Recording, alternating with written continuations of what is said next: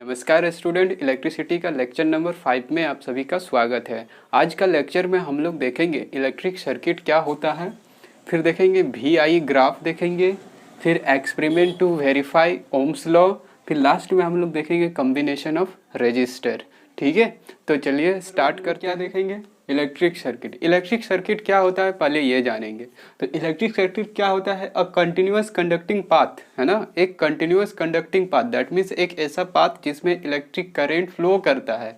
अब electric current flow किस में करता है? जैसे मान लेते मेरे पास एक बैटरी है, उस बैटरी में वायर के साथ हम एक इलेक्ट्रिक बल्ब को जोड़ दिए या कुछ किसी अन्य मतलब अदर रेजिस्टेंस को जोड़ दिए और उसके साथ अगर कोई स्विच कनेक्ट कर दिए जिससे ऑन ऑफ होता है, और ये पूरा कंप्लीट सर्किट पूरा कंप्लीट पाथ बनने के बाद क्या होता है, जैसे हम लोग स्विच ऑन करते हैं तो क्या होता है कि करंट फ्लो होने लगता है। तो करंट जब फ्लो होता है तो उसी को हम लोग बोलते हैं इलेक्ट्रिक सर्किट, यानी करंट का पाथ जिससे होकर करंट एक जगह से दूसरे जगह से होकर यानी एक रेजिस्टेंस से दूसरे रेजिस्टेंस तक फ्लो होता है और वो रेजिस्टेंस जो है प्रॉपरली वर्क करता है। ठीक है, तो जैसे यहाँ पर हम क्या लिखे हैं, a continuous conducting path consisting of wire and other resistance. तो अदर रेजिस्टेंस में क्या आ जाएगा? बल्ब आ जाएगा, फैन आ जाएगा, ये सारा चीज क्या आ जाएगा आपका अदर रेजिस्टेंस में आ जाएगा। एंड क्या होगा आपका, एक स्विच होगा between the two terminal of a cell, है ना, ऑफ अ सेल और अ बैटरी। तो यहाँ पर देखिए दो वर्ड यूज किए हैं, एक सेल और एक हम लोग ये वर्ड यूज किए हैं बैटरी। ये दोनों के बारे में भी अभी हम लोग समझेंगे। along which इलेक्ट्रिक करेंट क्या होता है, flow is called electric circuit. कहने का मतलब क्या है, देखिए समझिए। जैसे अगर मान लेते हैं मेरे पास एक बैटरी है, कुछ इस तरह से मेरे पास एक बैटरी है, जैसे सपोज दैट ये मेरे पास एक बैटरी है, इसको हम दूसरा कलर से बनाते हैं। ये एक बैटरी है सपोज दैट इस तरह से, इसका दो टर्मिनल है, एक टर्मिनल ये हो गया, दूसरा टर्मिनल ये हो गया। ठीक है, अब अगर मान लेते हैं मेरे पास एक बल्ब है जिसको इस बैटरी से जलाना है, तो इसके लिए हम लोग क्या करेंगे, यहाँ पर एक बल्ब ले लिए, इस बल्ब को जो है हम लोग को जलाना है। तो बल्ब का दो टर्मिनल होता है, एक टर्मिनल होता है पॉजिटिव टर्मिनल और दूसरा होता है नेगेटिव टर्मिनल। तो इस बल्ब को हम लोग क्या करेंगे, एक वायर लेंगे और वायर से क्या करेंगे, इसको कनेक्ट करेंगे बैटरी के साथ। तो यहाँ से हम लोग मान लेते हैं इस तरह से इसको कनेक्ट किए, एक टर्मिनल को यहाँ पर कनेक्ट किए, दूसरा टर्मिनल को यहाँ पर कनेक्ट किए। लेकिन यहाँ पर होता है क्या है, बीच में हम लोग ऑन ऑफ करने के लिए एक स्विच रखते हैं। ठीक है, स्विच से हमको क्या हेल्प देता है, हम स्विच से हमको ये हेल्प मिलता है कि जब मन करता है उसको ऑफ कर देते हैं, जब मन करता है उसको हम लोग ऑन कर देते हैं। तो यहाँ पर हम लोग क्या करते हैं, एक स्विच लगाते हैं। जैसे सपोज स्विच का जो सिंबल होता है, अभी हम दिखाएंगे कि इसका सिंबल क्या होता है। यहाँ पर एक हम स्विच लगा दिए। ठीक है, ये स्विच अगर दोनों पॉइंट अगर उठा हुआ है, इसका मतलब ये स्विच अभी ऑफ है, यानी ओपन है, खुला हुआ है। ठीक है, तो जैसे हम इसको टच कर देंगे तो क्या होगा, बल्ब जलने लगेगा। बल्ब जलने लगेगा, इसका मतलब क्या है कि करंट यहाँ से चल के, अगर ये पॉजिटिव टर्मिनल है, ये नेगेटिव टर्मिनल है, तो करंट का डायरेक्शन क्या होता है, पॉजिटिव टू नेगेटिव।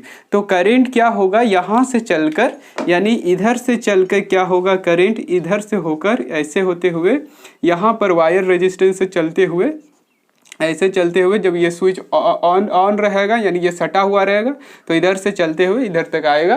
तो ये जो कंप्लीट पाथ बना, इसी को हम लोग क्या बोलते हैं, इलेक्ट्रिक सर्किट। अब इस इलेक्ट्रिक सर्किट में और भी कुछ हम लोग कनेक्ट कर सकते हैं, जैसे रेजिस्टेंस हो गया, यहाँ पर रेजिस्टेंस की जगह बल्ब हम यूज़ किए, दूसरा फैन यूज कर सकते हैं हम लोग। तो यहाँ पर इलेक्ट्रिक सर्किट में क्या होता है ना, कि जितना भी अप्लायंस आता है, यानी जितना भी डिवाइस आता है, सबको जो इलेक्ट्रिक एनर्जी को किसी न किसी एनर्जी में कन्वर्ट करता है, उसको हम लोग रजिस्टर ही बोलेंगे। ठीक है, रजिस्टर का मतलब क्या हो गया, जो रेजिस्टेंस ऑफर करता है सर्किट में, यानी जो इलेक्ट्रिक एनर्जी को दूसरा एनर्जी में कन्वर्ट करता है, उसको हम लोग क्या बोलेंगे, एक तरह का रजिस्टर ही बोलेंगे। ठीक है, तो यहाँ बल्ब हो गया, फैन हो गया, हीटर हो गया, ये जितना भी डिवाइसेस होता है सबको हम लोग एक रजिस्टर बोल सकते हैं। ठीक है, तो जब हम लोग एक वायर और बैटरी के हेल्प से हम लोग बल्ब को जोड़ते हैं जिससे करंट फ्लो होता है, तो उसको हम लोग क्या बोलते हैं, इलेक्ट्रिक सर्किट। अब यहाँ पर एक बात को समझिएगा, इलेक्ट्रिक सर्किट में क्या होता है, जैसे हम लोग रजिस्टर अगर किसी रजिस्टर का है ना, किसी डिवाइस का रजिस्टर को दिखाना होता है तो हम लोग रजिस्टर को इस तरह से दिखाते हैं। किसी भी इलेक्ट्रिकल सर्किट में रजिस्टर को हम लोग इस सिंबल से दिखाते हैं, ठीक है। ये सिंबल रजिस्टर के लिए ये सिंबल होता है, ठीक है। और यहाँ पर क्या होता है, इलेक्ट्रिक स्विच के लिए क्या होता है, इलेक्ट्रिक स्विच के लिए हो जाता है, इलेक्ट्रिक स्विच का सिंबल जो है कुछ इस तरह से होता है। इसका दो सिंबल यूज किया जाता है सर्किट में। एक हो गया ये, इसको हम लोग बोलेंगे ओपन, यानी ये खुला हुआ है, ये ओपन है। फिर हम लोग इसको जब ऐसे करके बनाएंगे, ऐसे करके ये दोनों सटा देंगे तो ये हो जाएगा आपका क्लोज हो जाएगा, ये क्लोज हो गया, यानी ये बंद है, ये ऑफ हो गया, ऑफ मोड हो गया, और ये क्या हो गया, ऑन मोड, ठीक है। फिर क्या होता है, एक सिंबल इसके लिए एक और यूज करते हैं हम लोग इलेक्ट्रिक स्विच के लिए। एक होता है आपका ऐसे करके, ये भी इलेक्ट्रिक स्विच होता है ना, ऐसे सिंबल, ये हो गया ऑफ मोड हो गया। और अगर हम लोग इसको ऐसे रखेंगे, यहाँ पर एक बिंदु लगा देंगे तो ये हो जाएगा आपका ऑन मोड, ये ऑन मोड हो गया, ये ऑफ मोड हो गया, ठीक है। और थर्ड जो कंडीशन है ये हो गया, एक होता है वेरिएबल रेजिस्टेंस। वेरिएबल रेजिस्टेंस क्या होता है, यानी जिसके हेल्प से हम लोग क्या करेंगे, इलेक्ट्रिक सर्किट में रेजिस्टेंस को बढ़ा सकते हैं और घटा सकते हैं। इसका एक एग्जांपल हम लोग बोल सकते हैं, फैन का जो रेगुलेटर होता है वो भी क्या काम करता है, एक वेरिएबल रेजिस्टेंस की तरह ही काम करता है। जब हम लोग रेजिस्टेंस को घटाते हैं तो फैन का स्पीड बढ़ जाता है, रेजिस्टेंस को बढ़ाते हैं तो फैन का स्पीड घट जाता है, ठीक है। तो इस तरह से हम लोग यहाँ पर जो यूज करते हैं वेरिएबल रेजिस्टेंस, इसको हम लोग एक और नाम से जानते हैं, रियोस्टेट, ठीक है, रियोस्टेट बोलते हैं इसको। इसका सिंबल होता है RH, ठीक है। इसके लिए जो यूज करते हैं, ये रेजिस्टेंस का यूज होता है R से दिखाते हैं। तो वेरिएबल रेजिस्टेंस का क्या होता है, इस तरह से हम लोग दिखाते हैं। वेरिएबल रेजिस्टेंस को हम लोग इस तरह से दिखाते हैं, इलेक्ट्रिक सर्किट का सिंबल इस तरह से होता है, ठीक है, ऐसे करके होता है। यहाँ पर क्या होता है, एक लाइन क्रॉस रहता है, ये हो गया आपका वेरिएबल रेजिस्टेंस। और क्या होता है देखिए, और हम लोग यहाँ पर क्या लिख सकते हैं, जैसे वो थर्ड हो गया 4। फिर हम लोग यहाँ पर यूज करते हैं ए मीटर, ठीक है। ए मीटर क्या होता है, ए मीटर एक ऐसा डिवाइस होता है जो सर्किट में इलेक्ट्रिक करंट का वैल्यू को मेजरमेंट करता है एम्पियर में, ठीक है। तो यहाँ पर हम लोग यहाँ पर क्या बोलेंगे, ए मीटर का सिंबल क्या होता है, कुछ इस तरह से होता है, ठीक है, इस तरह से, एक तरफ प्लस होगा, एक तरफ माइनस होगा, ठीक है। फिर हम लोग यहाँ पर एक और डिवाइस यूज करते हैं जिसको बोलते हैं वोल्ट मीटर, ठीक है। वोल्ट मीटर क्या होता है, एक ऐसा डिवाइस होता है जो किसी भी इलेक्ट्रिक सर्किट में दो पॉइंट के बीच का पोटेंशियल डिफरेंस को मेजर करता है। जैसे मान लेते हैं यहाँ पर एक इलेक्ट्रिक सर्किट हो गया, अब इस इलेक्ट्रिक सर्किट में क्या करना है हमको, अगर इस पॉइंट यहाँ पर A और B पॉइंट, दो पॉइंट है, ठीक है। अब इसके बीच का वोल्टेज को हमको मेजरमेंट करना है, तो हम लोग क्या करेंगे, एक वोल्ट मीटर लेंगे, वोल्ट मीटर का दोनों टर्मिनल को हम लोग यहाँ पर कनेक्ट करेंगे, तो वो क्या हो जाएगा, इसका वोल्टेज दोनों पॉइंट का बीच का पोटेंशियल डिफरेंस को मेजर करेगा। तो उसके लिए जो सिंबल यूज होता है ये ऐसे होता है, ठीक है। ये यहाँ पर V होता है, ये प्लस होता है, ये माइनस होता है। लेकिन हाँ, एक बात होता है कि इसको जो है ना, ये देखिए सर्किट में हम लोग आगे देखेंगे कि ए मीटर को जो है सीरीज में कॉम्बिनेशन किया जाता है, सीरीज में जोड़ा जाता है। इसके बारे में हम लोग और डिटेल पढ़ेंगे। और वोल्ट मीटर जो होता है, इसको इलेक्ट्रिक सर्किट में हम लोग पैरेलल कॉम्बिनेशन करते हैं। पैरेलल किसको बोलते हैं, ये अभी हम लोग आगे देखेंगे तो समझ में आ जाएगा, ठीक है। अब हम लोग यहाँ पर क्या करेंगे, ये हो गया। हाँ, अब हम लोग देखेंगे यहाँ पर 6 में देखेंगे सेल, है ना, जिसको सेल जो यहाँ पर लिखे हैं, सेल यहाँ पर जो यूज किए हैं। सेल होता क्या है, सेल एक ऐसा इलेक्ट्रिकल डिवाइस होता है जो क्या करता है, केमिकल एनर्जी को इलेक्ट्रिकल एनर्जी में कन्वर्ट करता है। फिर से समझ लीजिए, cell is device which convert chemical energy into electrical energy. ठीक है, यानी केमिकल एनर्जी को इलेक्ट्रिकल एनर्जी में कन्वर्ट करने के लिए एक डिवाइस है। ठीक है, तो उसके लिए जो सिंबल यूज होता है उसके लिए, जैसे हाँ एक और बात है, जैसे सेल हो गया, सेल जो घड़ी में जो सेल रहता है, घड़ी छोटा छोटा घड़ी में, उसको हम लोग सेल ही बोलते हैं। ठीक है, और सेल भी दो तरह का होता है, एक प्राइमरी सेल होता है, एक सेकेंडरी सेल होता है। प्राइमरी सेल को हम लोग क्या करते हैं कि चार्ज नहीं कर पाते हैं। ठीक है, यानी एक ही बार चार्ज होगा, है ना। और सेकेंडरी जो सेल होता है उसको हम लोग एक बार चार्ज किए, फिर मतलब एक बार यूज किए फिर दोबारा चार्ज करके यूज कर सकते हैं। यानी secondary cell can be used again and again, but primary cell can not be used again and again, only used in one times. एक ही बार हम लोग उसको यूज कर सकते हैं। तो सेल का जो सिंबल होता है ना, सेल का, वो सेल के लिए सिंबल होता है इस तरह से, इस तरह से। एक तरफ नेगेटिव होता है, एक तरफ नेगेटिव टर्मिनल होता है, और एक तरफ क्या होता है, पॉजिटिव टर्मिनल। ठीक है, तो यहाँ पर हम लोग किधर पॉजिटिव लगाते हैं, किधर नेगेटिव लगाते हैं। तो जो पॉजिटिव टर्मिनल होगा उसका ये जो लाइन है, परपेंडिकुलर लाइन जो है, ये आपका बड़ा होगा, और जो नेगेटिव लाइन रहेगा वो आपका छोटा होगा। चाहे बैटरी सेल को इधर से घुमा के लिखिए या उधर से घुमा के लिखिए, जो बड़ा रहेगा वो पॉजिटिव होगा, जो छोटा रहेगा वो आपका नेगेटिव होगा। ठीक है, तो ये करता क्या है, सेल क्या करता है, ये पोटेंशियल डिफरेंस को मेंटेन रखता है। पोटेंशियल डिफरेंस को क्या करता है, पोटेंशियल डिफरेंस मेंटेन रखता है, पोटेंशियल डिफरेंस मेंटेन करता है। ये कहाँ पर, मेंटेनेंस, कहाँ पर, तो इलेक्ट्रिक सर्किट में मेंटेनेंस करता है। ठीक है, इलेक्ट्रिक सर्किट में पोटेंशियल डिफरेंस सप्लाई करता है, या मेंटेनेंस बोल सकते हो, सप्लाई करता है। ठीक है, सप्लाई करता है, यानी इलेक्ट्रिक सर्किट में पोटेंशियल डिफरेंस को बनाए रखने का काम कौन करता है, आपका इलेक्ट्रिक सेल। ठीक है, अब बहुत सारा सेल को अगर मिला दोगे तो बन जाएगा आपका इलेक्ट्रिक बैटरी। ठीक है, तो बैटरी अगर हम लोग देखेंगे तो बैटरी का सिंबल क्या होता है, बैटरी का मतलब क्या हो गया, कॉम्बिनेशन ऑफ सेल।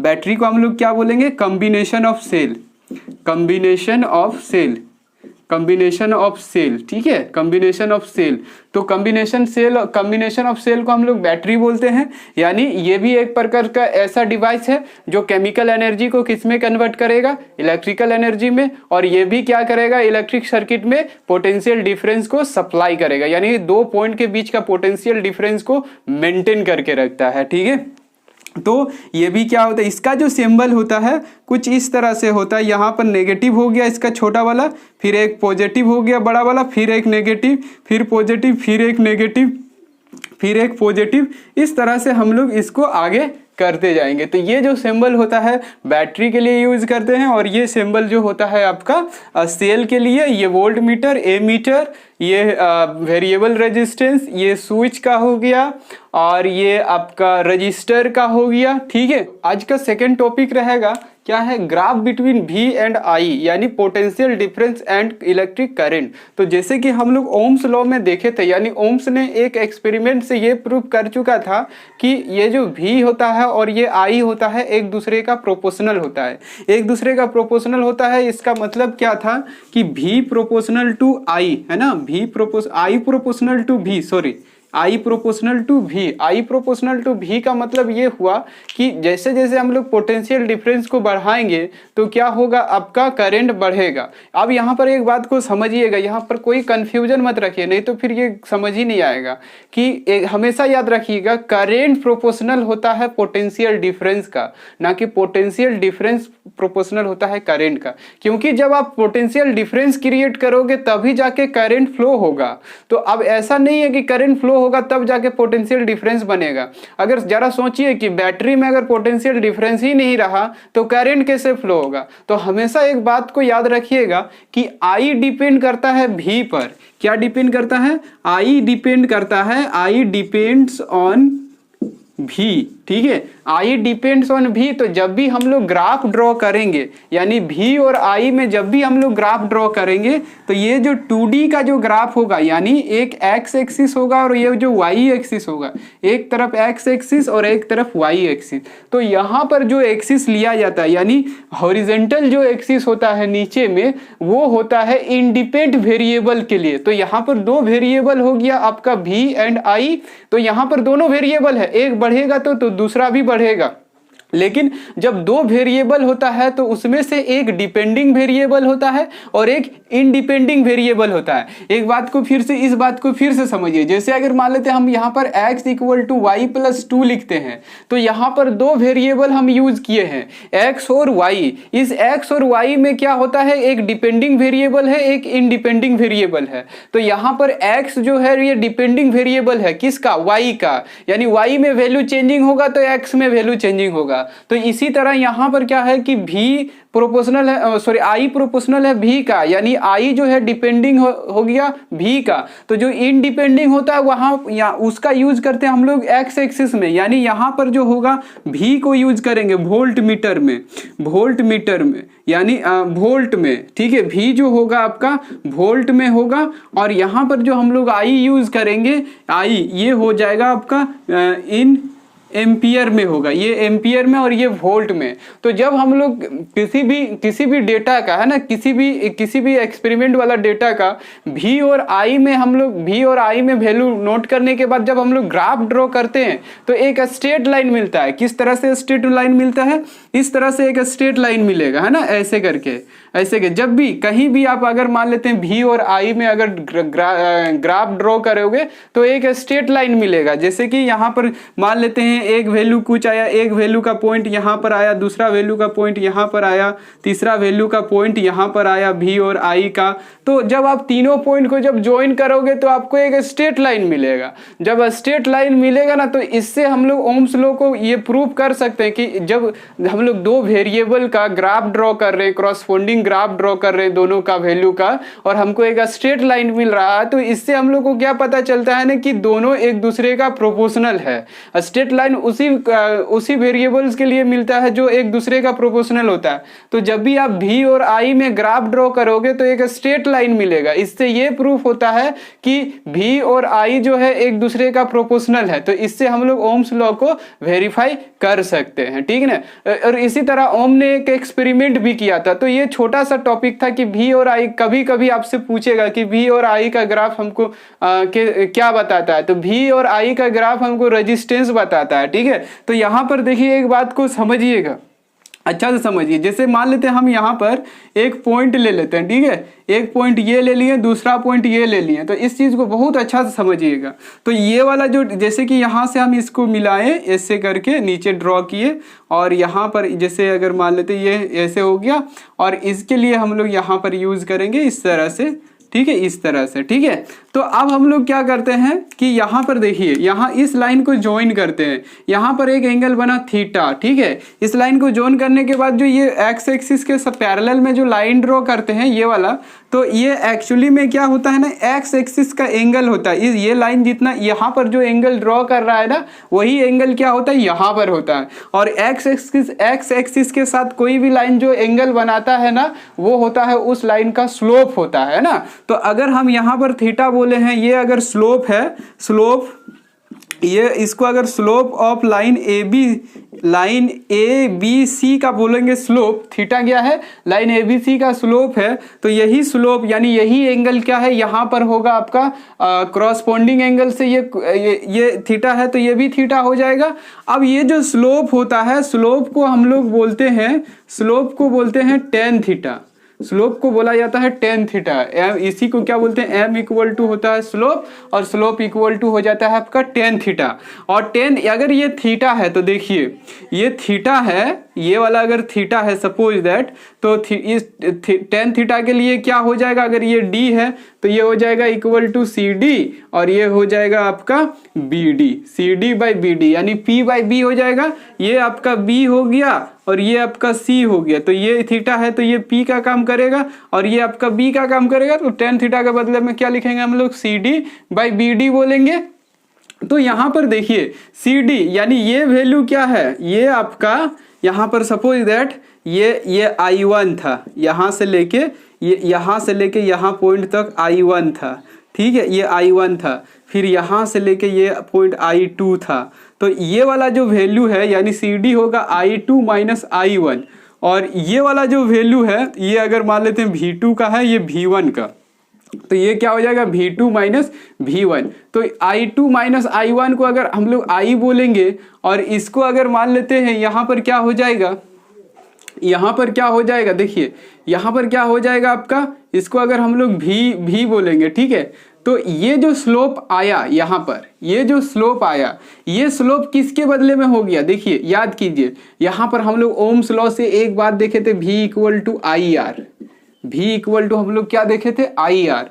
तो अगर मान लेते यहाँ से ये इसके नीचे चला जाएगा तो इसके बदले में क्या हो जाएगा, 1/r हो जाएगा ना, यानी रेजिस्टेंस का रेसिप्रोकल हो गया, ठीक है, रेजिस्टेंस का उल्टा हो गया। और रेजिस्टेंस का यानी हम लोग जब ये इसका जो ग्राफ लेते हैं तो क्या आ जाता है, 1/r आता है। इसका ग्राफ का स्लोप क्या देता है हमको, 1/r देता है। और 1/r को हम लोग बोलते हैं, आगे चल के इसको बोलते हैं हम लोग कंडक्टिविटी बोलते हैं, ठीक है। 1/r को कंडक्टिविटी बोलते हैं, ठीक है। 1/r जो आता है इसको हम लोग कंडक्टिविटी बोलते हैं। तो ये क्या हो जाता है आपका, कंडक्टिविटी हो जाता है, कंडक्टिविटी। इसी को हम लोग 1/r को बोलते हैं, कंडक्टिविटी बोलते हैं, ठीक है।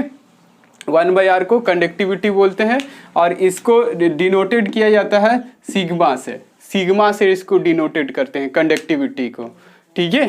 तो यहाँ पर हम लोग बोल सकते हैं इस तरह से कि जो V और I में जो ग्राफ आता है उसका जो हम लोग स्लोप ड्रॉ करते हैं, उसका जो ग्राफ का जो स्लोप होता है वो हमको क्या बताता है, कंडक्टिविटी बताता है। ये कभी कभी 1 मार्क्स में पूछ सकता है। तो कंडक्टिविटी होता क्या है, अगर आपसे पूछेगा कि कंडक्टिविटी क्या होता है तो इसको हम लोग बोलेंगे रेसिप्रोकल या inverse of resistance is called conductivity. अब अगर मान लेते हैं कंडक्टिविटी का यूनिट आपसे पूछेगा, यहाँ से अगर कंडक्टिविटी का अगर यूनिट निकालेंगे तो कंडक्टिविटी का यूनिट क्या हो जाएगा, देखिए SI unit of conductivity, SI unit of conductivity क्या हो जाएगा, कंडक्टिविटी क्या हो जाएगा, देखिए कंडक्टिविटी इसका यूनिट SI यूनिट क्या हो जाएगा, इसके लिए ओम, तो इसका यूनिट हो जाएगा आपका 1/ओम और 1/ओम का मतलब हो जाएगा पर ओम।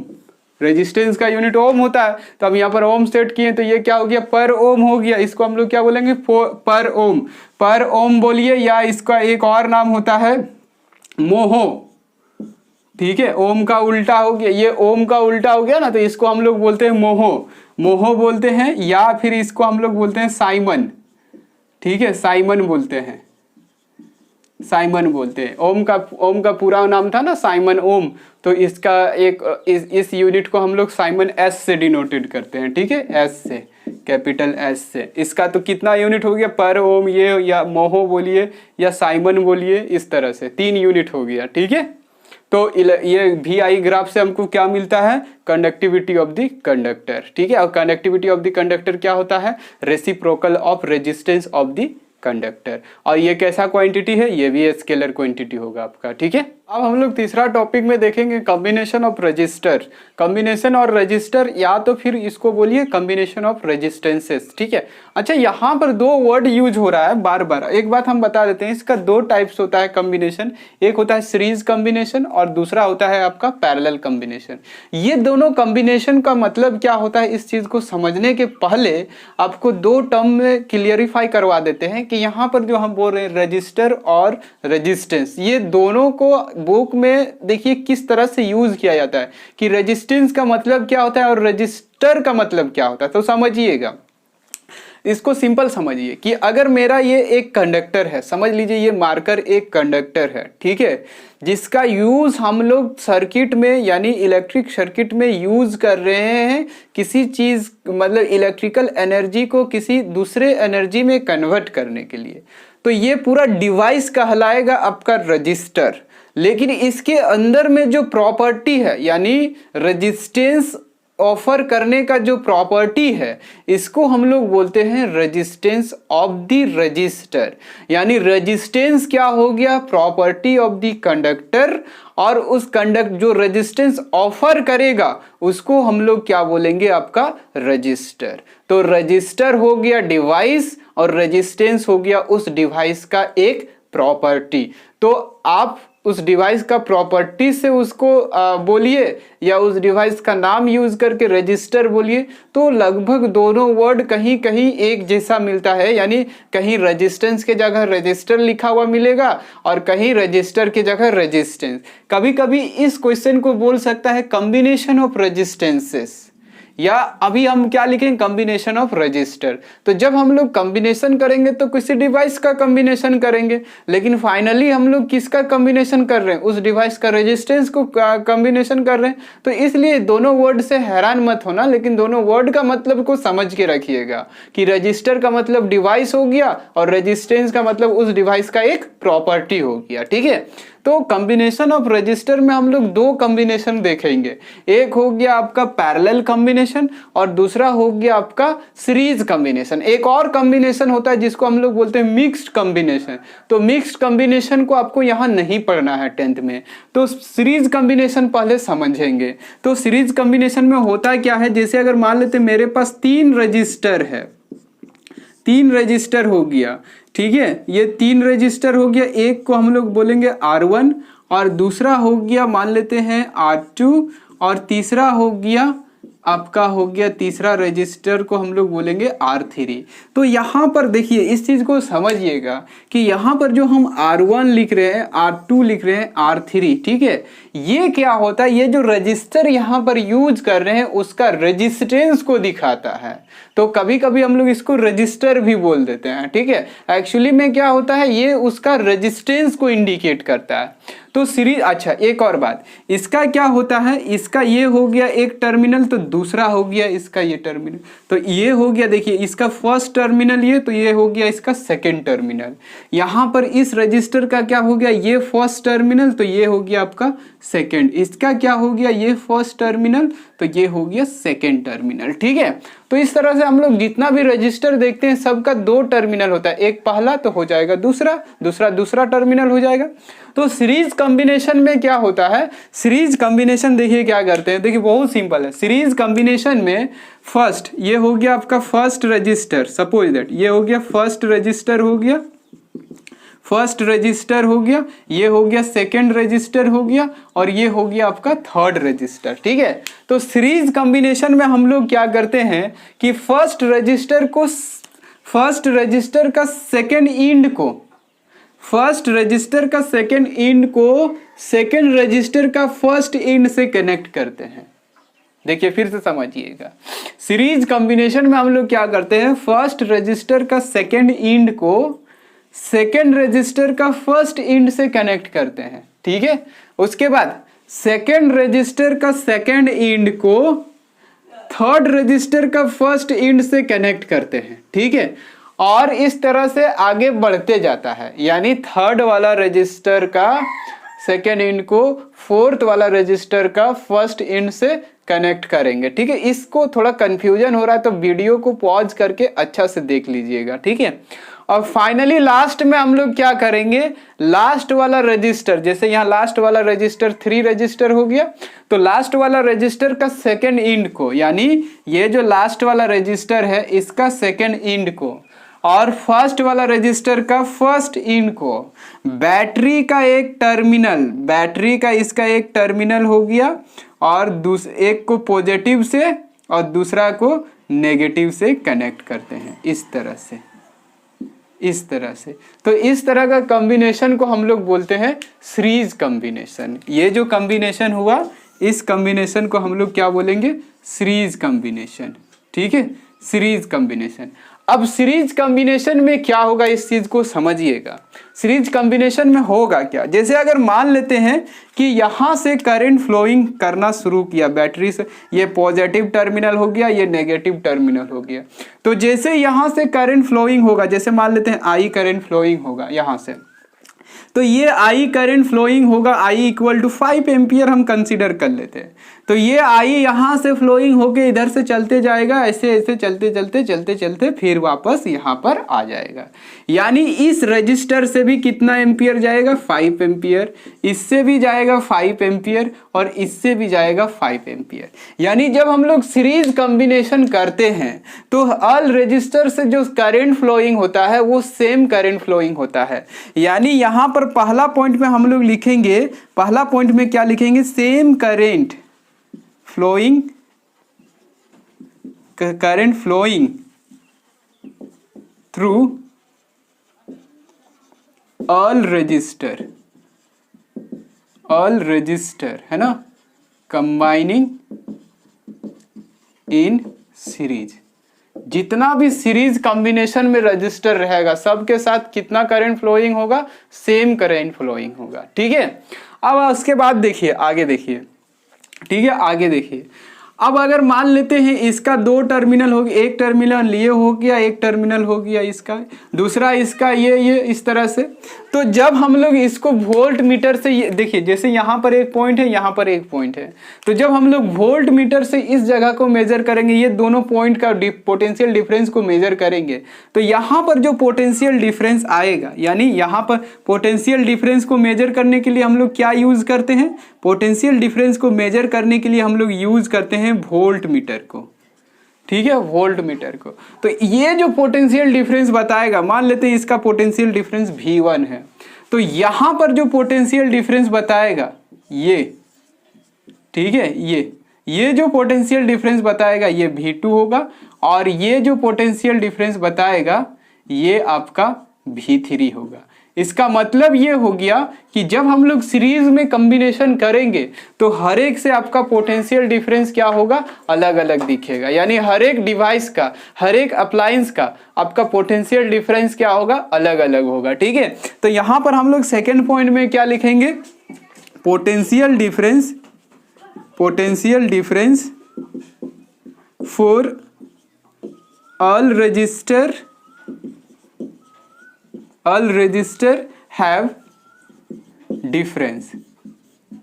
सबका क्या होता है, डिफरेंस होता है, यानी अलग अलग वैल्यू होगा, इसके लिए अलग होगा, इसके लिए अलग होगा। अब यहां पर एक और बात कि अगर मान लेते हैं, अगर ये बैटरी का टोटल पोटेंशियल डिफरेंस भी है, ठीक है, टोटल यानी बैटरी जो पोटेंशियल डिफरेंस अप्लाई कर सकता है सर्किट में वो भी अप्लाई कर सकता है, मान के चलिए, तो फिर क्या होगा कि ये सारा भी को अगर आप ऐड कर दीजिएगा, यानी सारा पोटेंशियल डिफरेंस को ऐड कर दीजिएगा, यानी भी इक्वल टू क्या हो जाएगा आपका, V1 plus V2 plus V3 हो जाएगा।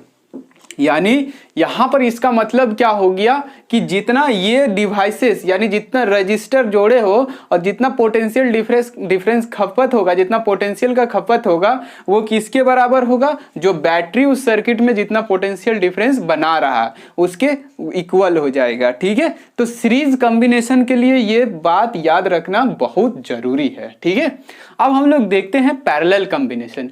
पैरेलल कॉम्बिनेशन में क्या होता है, जैसे इसमें क्या हो रहा था कि एक फर्स्ट रजिस्टर का सेकेंड इंड को सेकेंड रजिस्टर का फर्स्ट इंड से कनेक्ट कर रहे थे, इसमें क्या होगा, जैसे ये तीनों था ना रजिस्टर, ये हो गया आपका R1, दूसरा हम लोग यहाँ पर ले लिए R2, ये R2 हो गया, और तीसरा क्या हो गया आपका R3, ये क्या हो गया R3।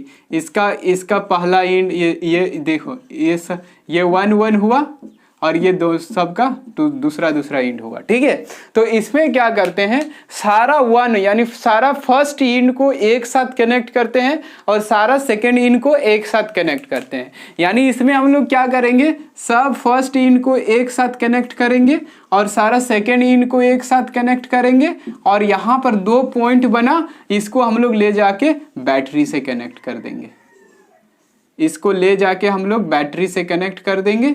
तो बैटरी से कनेक्ट करने के बाद जो कॉम्बिनेशन बना, इस कॉम्बिनेशन को हम लोग बोलेंगे, क्या बोलेंगे, पैरेलल कॉम्बिनेशन। इस कॉम्बिनेशन को हम लोग क्या बोलेंगे? Parallel combination.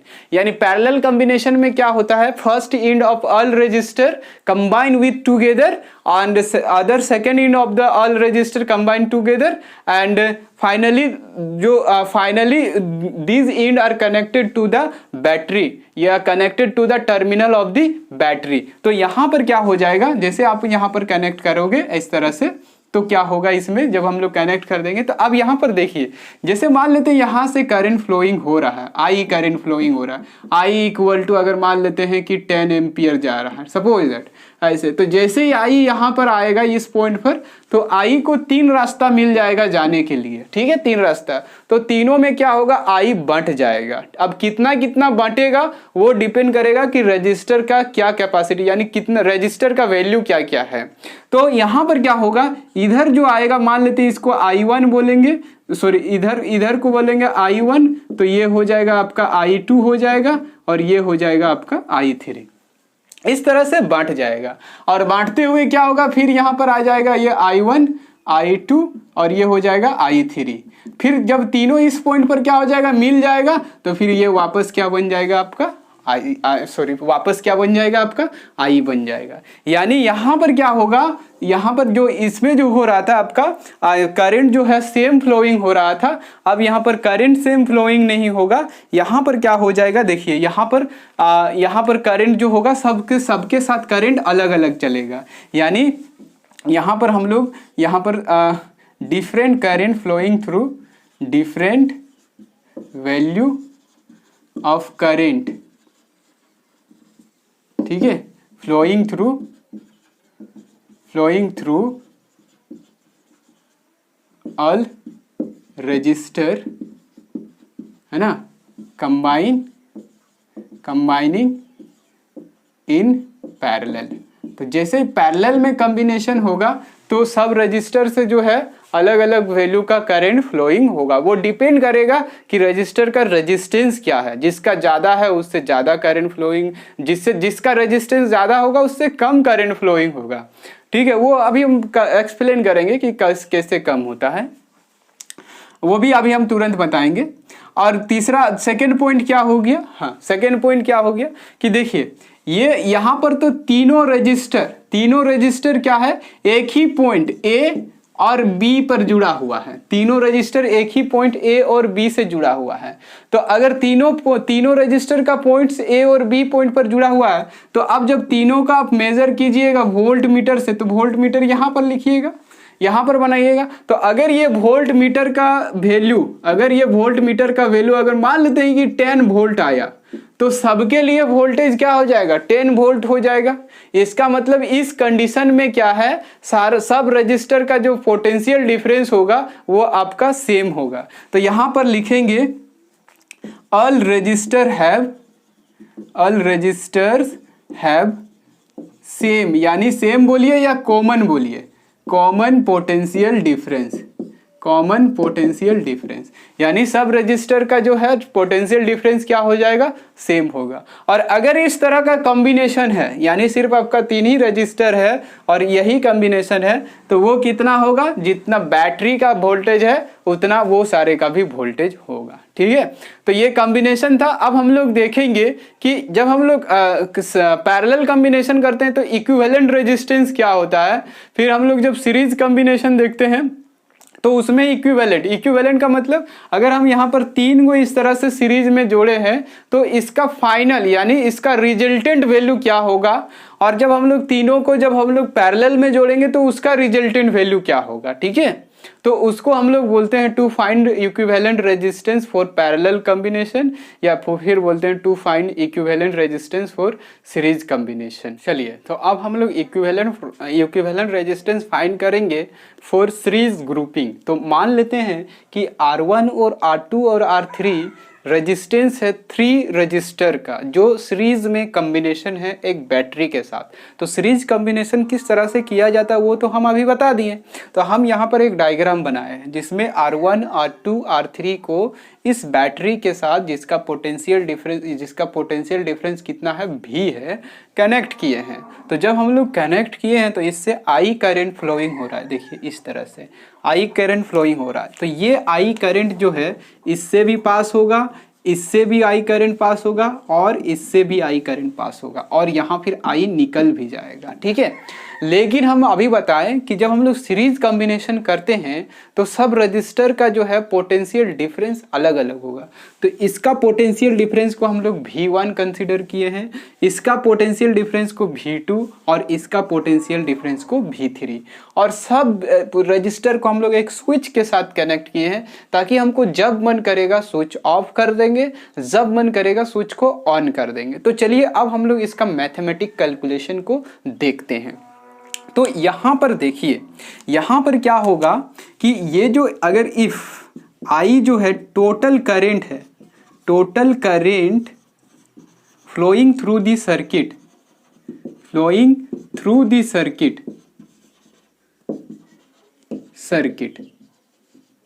ये सर्किट पर टोटल करंट है, और भी क्या है आपका, भी क्या है, total potential difference of the circuit.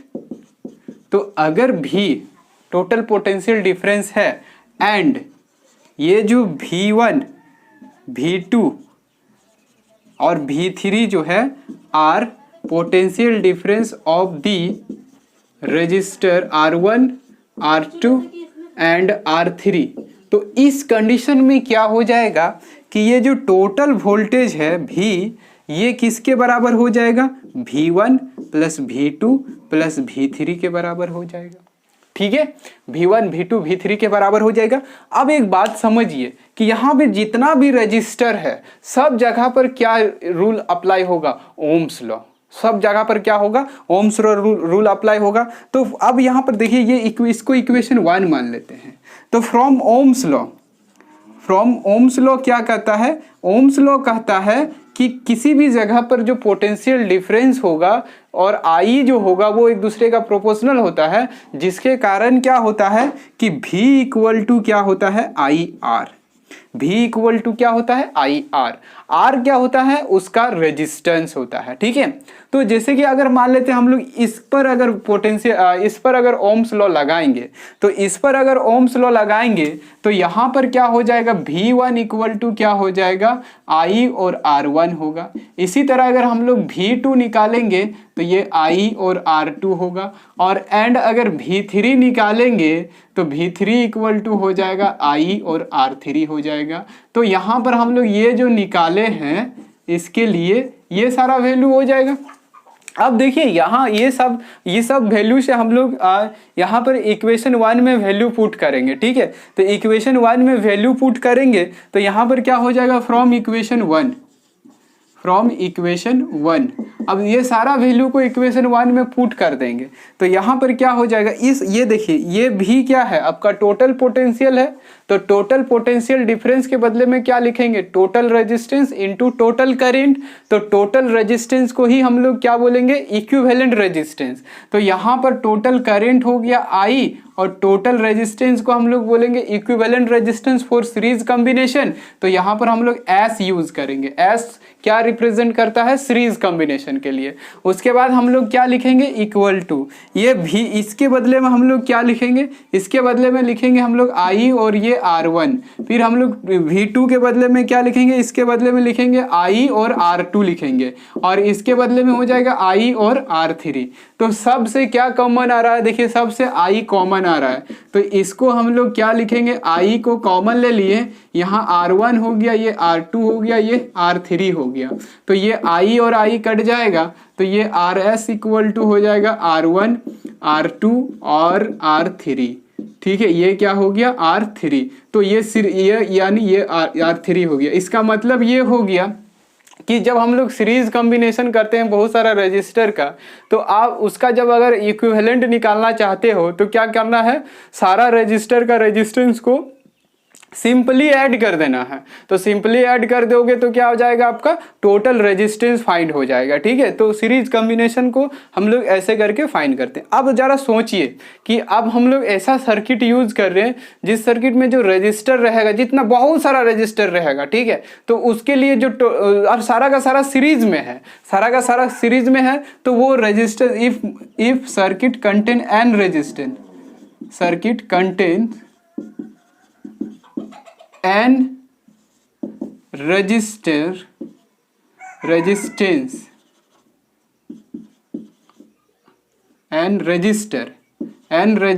of equal resistance, तो उस कंडीशन में क्या हो जाएगा, देखिए जैसे अगर मान लेते यहाँ पर क्या है, आर एस इक्वल टू हो जाएगा R1 R2 R3 डॉट, इस तरह से डॉट डॉट डॉट बहुत दूर तक चला जाएगा, Rn तक चला जाएगा, n रजिस्टर है तो Rn तक चला जाएगा। अब यहाँ पर क्या बोल रहा है कि ऐसा है कि सबका रेजिस्टेंस जो है सेम है। तो अगर सबका रेजिस्टेंस सेम होगा तो होगा क्या, सबका रेजिस्टेंस सेम होगा तो हम लोग यहाँ पर क्या पुट कर देंगे, R सबका R मान लेते हैं, तो ये कहाँ तक जाएगा, टू n टर्म्स तक चला जाएगा। तो अगर n टर्म्स तक चला जाएगा तो टोटल रेजिस्टेंस क्या हो जाएगा, n इंटू आर। यानी अगर इस तरह से अगर हो जाता है, यानी हम लोग अगर किसी सर्किट में 3 रजिस्टर यूज कर रहे हैं जो सीरीज में कॉम्बिनेशन करना है और तीनों का जो है रजिस्टर अगर सेम है, तो हम लोग क्या करेंगे, उसका इक्विवेलेंट रेजिस्टेंस निकालने के लिए 3 से मल्टीप्लाई कर देंगे एक रेजिस्टेंस से। ठीक है, देखिए यहाँ पर n रेजिस्टेंस यूज किए थे तो n से मल्टीप्लाई कर दिए r को, तो टोटल निकल जाएगा। ठीक है, अब यहाँ पर देखिए ये हो गया, ये बात समझ में आया। अब हम लोग क्या देख, हाँ एक और बात, तो यहाँ पर देखिए ये हो गया। अब हम लोग देखेंगे पैरेलल कॉम्बिनेशन के लिए, कॉम्बिनेशन का सेकेंड पार्ट होगा पैरेलल कॉम्बिनेशन, यानी equivalent resistance for the parallel combination of register. ठीक है, तो ऐसे मान लेते हैं कि यहाँ पर ये क्वेश्चन को अब हम क्या करते हैं, चेंज कर देते हैं, यहाँ पर क्या कर देते हैं, पैरेलल कर देते हैं, पैरेलल, तो पैरेलल कर दिया। ठीक है, तो यहाँ पर पैरेलल कर दिए। अब यहाँ पर देखिए ये क्वेश्चन क्या बन गया, to find equivalent resistance for parallel combination of 3 resistor of the resistances R1 R2 and R3। यानी इस बार जो 3 रजिस्टर है उसको हम लोग पैरेलल कॉम्बिनेशन कर रहे हैं। यानी पैरेलल कॉम्बिनेशन का भी डायग्राम हम बताए थे ऑलरेडी, और क्या कैसे होता है वो भी बताए थे। तो यहाँ मान के चलिए कि तीनों को हम लोग पैरेलल कॉम्बिनेशन कुछ इस तरह से कर दिए, और यहाँ से एक वोल्ट मीटर कनेक्ट कर दिए जो पोटेंशियल डिफरेंस को मेजरमेंट करता है। और यहाँ पर देखिए R1 R2 ये सारा हो गया। अब ये एक बैटरी से कनेक्ट कर दिए, बैटरी का जो पोटेंशियल डिफरेंस है वो भी है, यानी यही सर्किट का टोटल पोटेंशियल डिफरेंस है। अब यहाँ से देखिए अगर ये बैटरी कनेक्ट करने से अगर आई करंट फ्लोइंग हो रहा है तो ये आई करंट इस पॉइंट पर आने के बाद बढ़ जाएगा।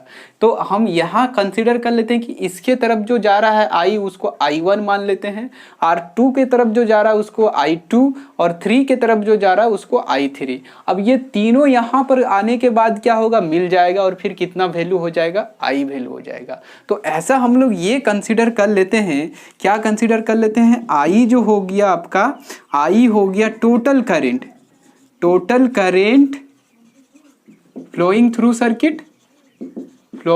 सर्किट हो गया, और V क्या हो गया, total potential difference of the circuit हो गया।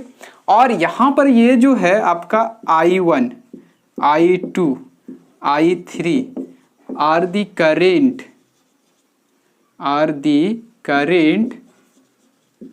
flowing through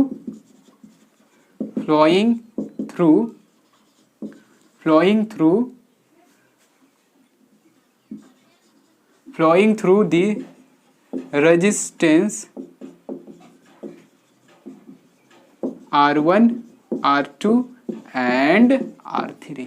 तो इस कंडीशन में हम लोग क्या जानते हैं कि इस कंडीशन में ये जो टोटल करेंट है माना I जो है, ये टोटल करेंट किसके बराबर हो जाएगा, यहाँ पर टोटल करंट क्या हो, अच्छा ये जो पोटेंशियल डिफरेंस है याद रखिएगा, यहाँ पर सब रजिस्टर के पास पोटेंशियल डिफरेंस क्या होगा, समान होगा। तो यहाँ पर टोटल करंट I जो है ये I1 plus I2 plus I3 ये तीनों के बराबर हो जाएगा। यानी इसको इक्वेशन 1 मानते हैं। एंड क्या है, भी जो होगा, भी is the common potential difference हो जाएगा, common potential difference for all register. All register के लिए ये कॉमन हो जाएगा क्योंकि ये किस में कनेक्टेड है, क्योंकि ये पैरेलल कॉम्बिनेशन है और पैरेलल कॉम्बिनेशन में सबके लिए आपका क्या होगा, समान पोटेंशियल डिफरेंस होगा। तो अब हम लोग क्या करेंगे, now applying Ohm's law, now applying Ohm's law. तो अप्लाइंग करेंगे ओम्स लॉ, तो ओम्स लॉ क्या कहता है, ओम्स लॉ कहता है V equal to I R, V equal to I R होता है, तो imply that I equal to क्या हो जाएगा, V by R. I equal to अगर V बाई आर हो गया तो अगर हम यहाँ पर I1 लिखेंगे, देखिए अगर I1 लिखेंगे यानी इसके लिए लिखेंगे तो इसके लिए R1 काम करेगा और वोल्टेज तो सेम होगा, तो ये हो जाएगा V बाई R1, क्योंकि इसके लिए भी वोल्टेज V ही है, इसके लिए भी उतना ही है, इसके लिए भी उतना है, तो I1 के लिए भी वही हो जाएगा। I2 के लिए क्या हो जाएगा, V R2 हो जाएगा, एंड I3 के लिए हो जाएगा आपका V और I3, ये हो जाएगा।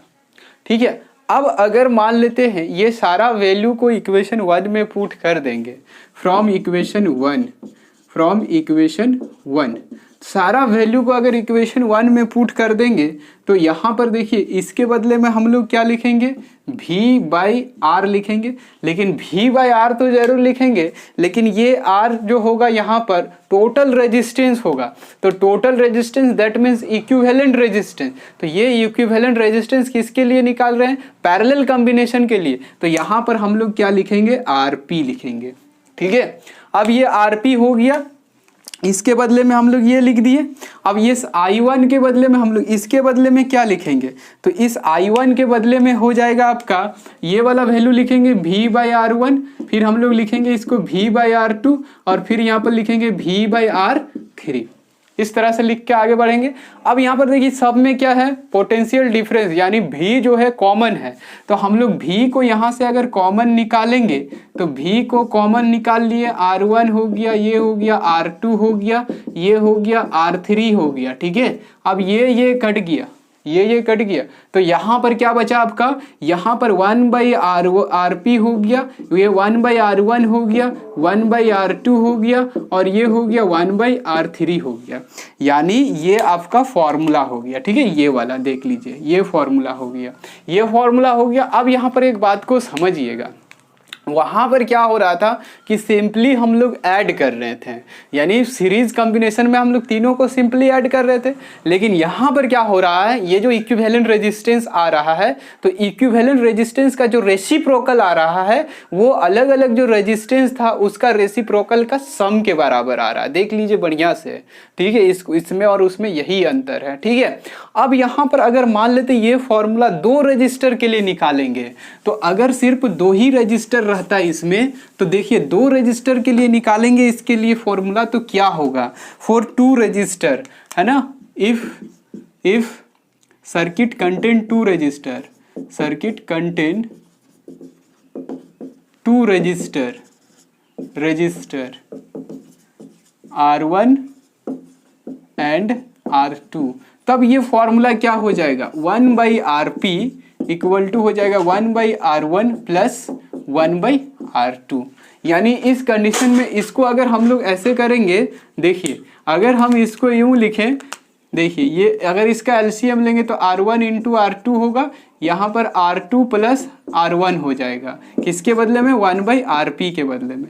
अब इसको अगर हम पलट देंगे यानी दोनों को सीधा कर देंगे, तो इधर RP इक्वल टू क्या हो जाएगा, R1 इंटू R2 हो जाएगा और यहाँ पर R1 प्लस R2 होगा। ये कभी कभी आपका ऑब्जेक्टिव में ये फॉर्मूला देता है कि अगर मान लेते हैं कि 2 रजिस्टर अगर पैरेलल में है तो उसका इक्विवेलेंट रेजिस्टेंस क्या होगा, तो इस तरह से दे सकता है। ठीक है, तो ये हो गया। अब अगर मान लेते हैं, समझिएगा जरा कि अगर क्या होगा कि इसमें n रजिस्टर रहेगा और n रजिस्टर का अगर रेजिस्टेंस जो है सेम रहेगा, if circuit contain n resistor, इस circuit contains n resistor of equal resistances,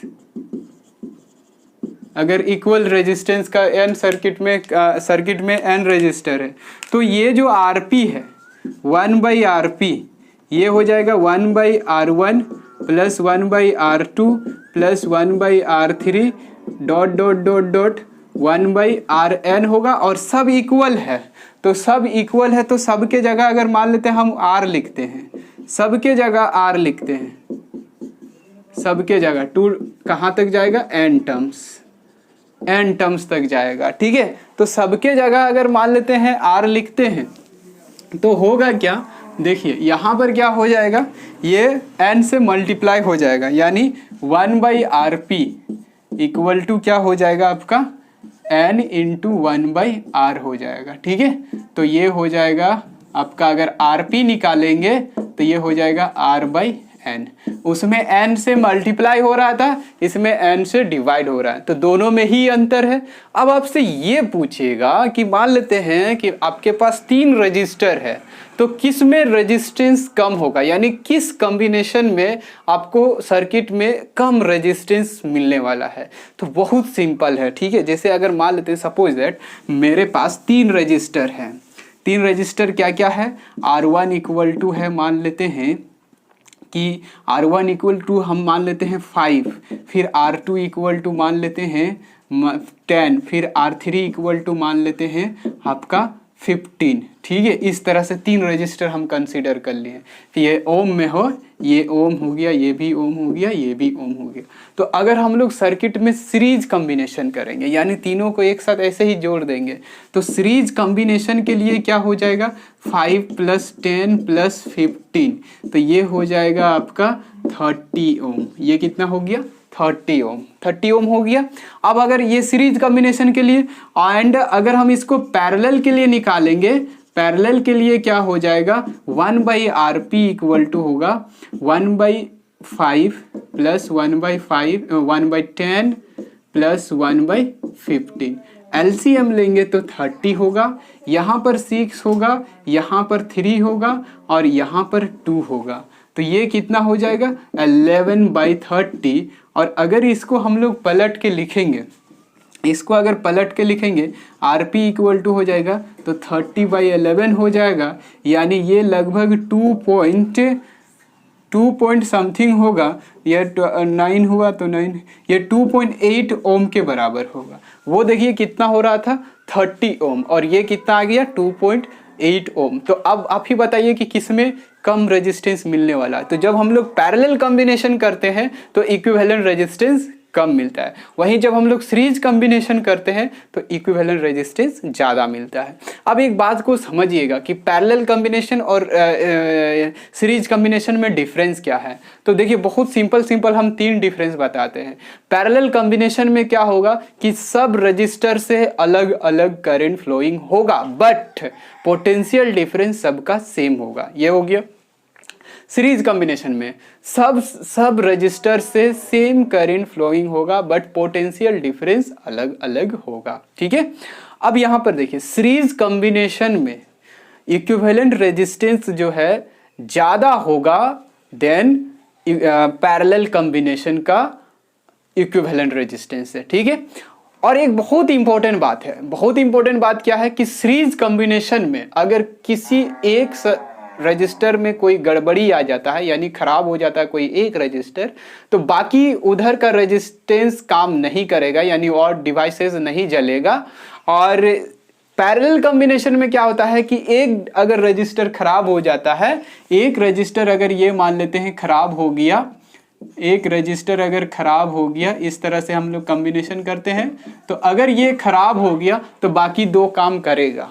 ठीक है, यानी ये बाकी दोनों काम करेगा। अच्छा, अगर इसमें रेजिस्टेंस कम हो रहा है, अगर पैरेलल कॉम्बिनेशन में रेजिस्टेंस कम हो रहा है, तो सर्किट में इलेक्ट्रिकल एनर्जी का हीट एनर्जी में कन्वर्ट, जो इलेक्ट्रिकल एनर्जी का जो लॉसिंग होता है वो इसमें कम होगा, और सीरीज में क्या होगा, लॉसिंग ज़्यादा होगा। उसके और एक बात, दोनों का फायदा है। दोनों का फायदा क्या है कि अगर आप मान लेते हैं कि पैरेलल कॉम्बिनेशन से किसी जगह पर कनेक्शन कर रहे हैं, तो हर एक, जैसे कि अगर मान लेते हैं यहाँ पर ये R1 है, R2 है, R3 है, तो यहाँ पर क्या होगा कि हर एक के लिए अलग अलग स्विच मिल जाएगा। इसके लिए अलग स्विच, इसके लिए अलग स्विच, इसके लिए अलग स्विच, यानी सबका कंट्रोल करने के लिए अलग अलग स्विच लेना पड़ेगा। और पैरेलल कॉम्बिनेशन का यूज हम लोग घर का सर्किट में करते हैं, यानी डोमेस्टिक सर्किट जो होता है, होम सर्किट जो होता है इलेक्ट्रिकल का, जिसमें बल्ब चलता है, फैन चलता है, टीवी, एसी, कूलर, जितना भी चलता है, सबके लिए देखिएगा अलग अलग स्विच रहता है। तो अलग अलग स्विच रहता है, तो इसका मतलब वो क्या हो गया, पैरेलल कॉम्बिनेशन। क्योंकि अगर घर में हमको अगर टीवी चलाना है तो टीवी चलाने के साथ साथ हम बल्ब नहीं भी चलाएंगे तो भी चलेगा, फ्रिज नहीं भी चलाएंगे तो भी चलेगा, यानी हमको जब मन करता है जो चलाना वो चलाते हैं, ठीक है। और सीरीज कॉम्बिनेशन में क्या होता है कि एक ही स्विच के साथ सब कनेक्टेड रहेगा। अगर एक ही स्विच के साथ सब कनेक्टेड रहेगा, हमको टीवी देखना है तो बल्ब भी जलेगा, हरा फैन भी चलेगा। तो ये मतलब उसका डीमेरिट है किसका, सीरीज कॉम्बिनेशन का। लेकिन सीरीज कॉम्बिनेशन का एक प्रॉफिट भी है। क्या प्रॉफिट है, जैसे हम लोग लाइट का डेकोरेटिंग करते हैं, जैसे दीपावली हो गया, दुर्गा पूजा हो गया, इस सब में जब हम लोग लाइट का डेकोरेटिंग करते हैं तो हम लोग बहुत सारा बल्ब लगाते हैं। तो बहुत सारा बल्ब लगाते हैं तो सबका स्विच एक अलग अलग नहीं रखते हैं,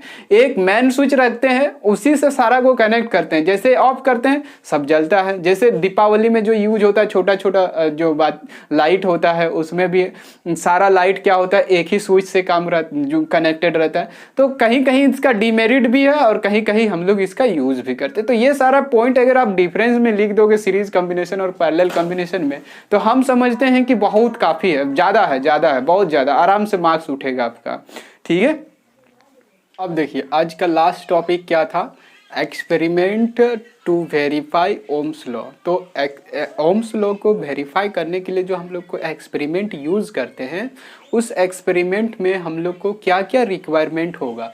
सबसे पहले तो जान लीजिए कि हमको एक रजिस्टर का रिक्वायरमेंट होगा, जिसको हम लोग यहाँ R से दिखाए हैं। फिर एक वेरिएबल रेजिस्टेंस का यूज़ करेंगे, जिसको हम लोग RH दिखाए हैं। और फिर एक स्विच चाहिए, बैटरी चाहिए, और करंट को मेजरमेंट करने के लिए एमीटर, और वोल्टेज को मेजरमेंट करने के लिए वोल्ट मीटर। और ये सारा को होने के बाद क्या है, हम लोग कनेक्ट कर देंगे कुछ इस तरह का कॉम्बिनेशन से, ठीक है। और कनेक्ट करने के बाद क्या करेंगे, सबसे पहले हम लोग स्विच को ऑन करेंगे। तो स्विच को ऑन करने से क्या, सबसे पहला स्टेप स्विच को हम ऑन करेंगे। स्विच को ऑन करने से क्या होगा, करंट फ्लोइंग करेगा सर्किट से होके। Now at first क्या होगा, switch is pressed so current is flowing through this circuit. जब करंट सर्किट से फ्लोइंग करना शुरू कर देगा तो करंट जो है इस रजिस्टर से भी फ्लोइंग करेगा। तो जो इस रजिस्टर से जो करंट फ्लोइंग होगा वो जो करंट है एमीटर रीडिंग करेगा, ठीक है। और उस वक्त यानी उस टाइम जो वोल्टेज रजिस्टर का होगा वो कौन बताएगा, आपका वोल्ट मीटर बताएगा, ठीक है। तो यहाँ पर क्या करेंगे, हम लोग ये दोनों वैल्यू को नोट करके लिखेंगे, नोट करके रख लेंगे, यानी करंट और उसका कॉरस्पॉन्डिंग में जो वोल्टेज बताया, ठीक है। अब हम लोग क्या करेंगे, इसका है ना, ये जो वेरिएबल रेजिस्टेंस यूज किए हैं इसका वैल्यू को चेंज करेंगे। इसका वैल्यू को चेंज करने से क्या होगा, सर्किट का वैल्यू, सर्किट में जो रजिस्टर है टोटल रेजिस्टेंस जो है वो वैल्यू में चेंजिंग होगा। अगर वो वैल्यू में चेंजिंग होगा तो इससे जो करंट है वो करंट का वैल्यू में भी चेंजिंग हो जाएगा, ठीक है। या इसका ये जैसे ही होगा तो अब हम लोग क्या करेंगे, फिर से दोनों का रीडिंग को नोट करेंगे। तो हर एक टाइम इस तरह से इस प्रोसेस को हम लोग रिपीट करेंगे। और रिपीट करने के बाद क्या है कि हम लोग करंट और वोल्टेज, यानी करंट और वोल्टेज का रेशियो निकालेंगे। मतलब इस तरह से हम लोग क्या करेंगे, करंट और जो भी वैल्यू हम लोग नोट किए वो वैल्यू को हम लोग V और I का रेशियो निकालेंगे। तो V और I का जब रेशियो निकालेंगे तो यहाँ पर जो वैल्यू आया, मान लेते हैं कुछ वैल्यू आया, suppose that X, V1 I1 का वैल्यू क्या आया, X आया।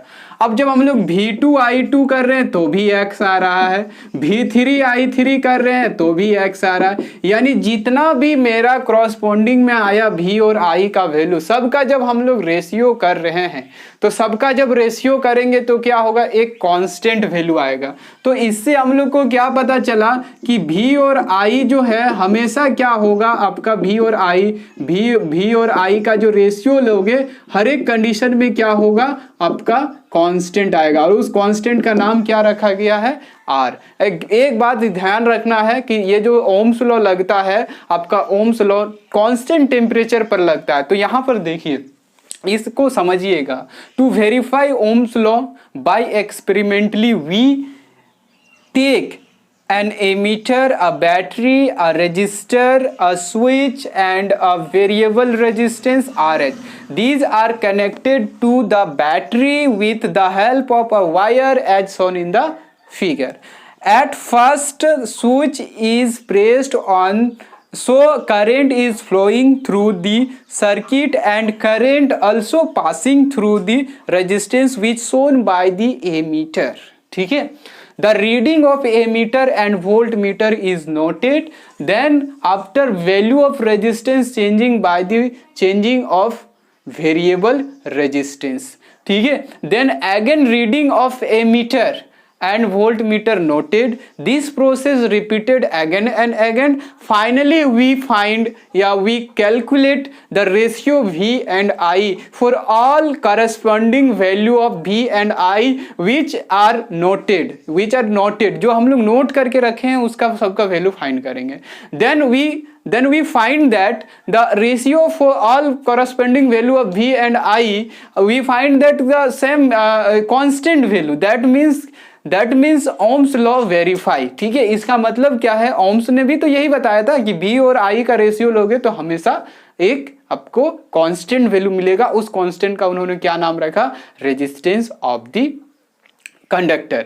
अब जब ये देखिए ओम्स लॉ के अकॉर्डिंग में, ये जब रेजिस्टेंस आया फिर ओम्स लॉ आया, इसके अकॉर्डिंग में क्या किया, ओम ने जो है जितना भी रजिस्टर है यानी जितना भी डिवाइसेस है, या आप बोल सकते हो जितना भी रजिस्टर है या डिवाइसेस है, वो दो तरह का डिवाइसेस होता है। एक डिवाइसेस जो ओम्स लॉ को फॉलो करता है, यानी V/I करोगे तो आपका कांस्टेंट आएगा हर एक कंडीशन में, टेम्परेचर कांस्टेंट रहा तो। और दूसरा क्या डिवाइसेस होता है जो ओम्स लॉ को फॉलो नहीं करता है।